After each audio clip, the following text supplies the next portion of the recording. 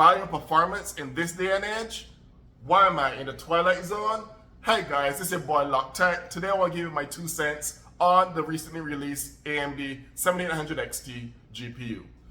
I don't know, personally, I don't know why they took this down to actually finally answer our budget consumers call of having something that's very good performing and don't charge your arm and a leg for. I guess we got too numb to the fact of how the crypto mining and all the price gouging been going on for the last half a decade plus. We got used to the whole feel of getting robbed of our hard-earned cash. But AMD said, no, we're going to give you what you wanted. Better late than never, I always say. But there's some caveats to it. For those, like for me, I'm still rocking my 5700XT Nitro Plus, so that's RDNA 1. So the 7800XT is going to be a big jump for me. I was originally looking at the 7900XTX, but that don't seem to be lowering any lower than $1,000 and change. And I honestly, I don't care how much VRAM you have. I don't think a video card should be costing of over $1,000.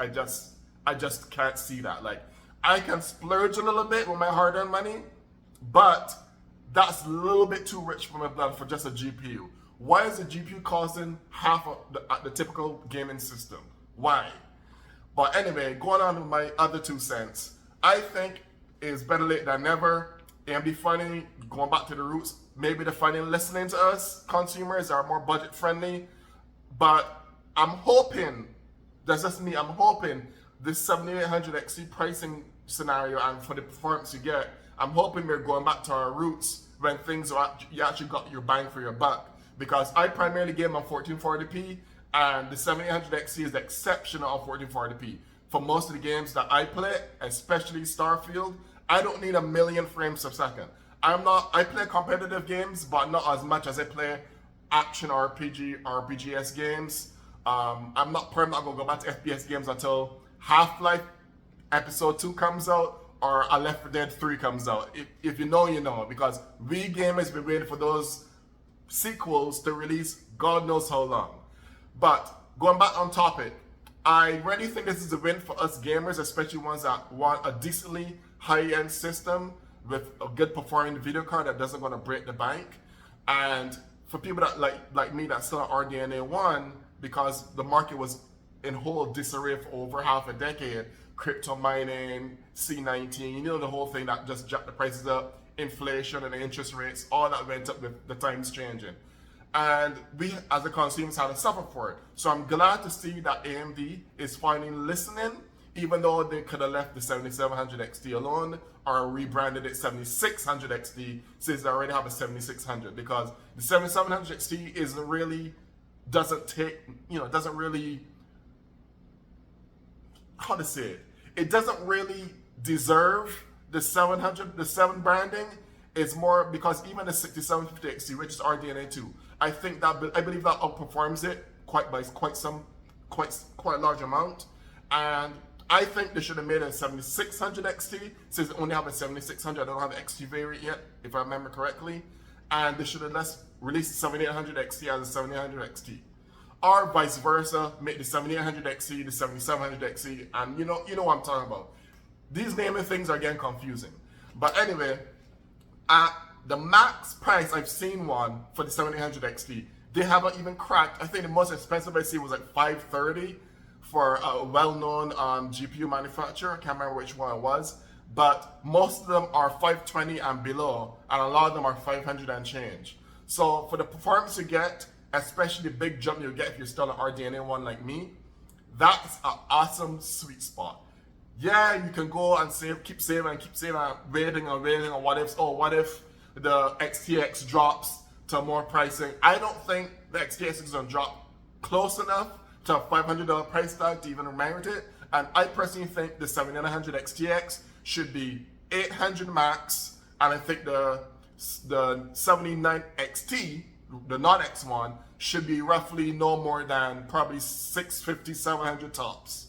There shouldn't be such a big a gap. And even though the XTS does outperform the XT by a lot, the pricing scheme for the XT is ridiculous.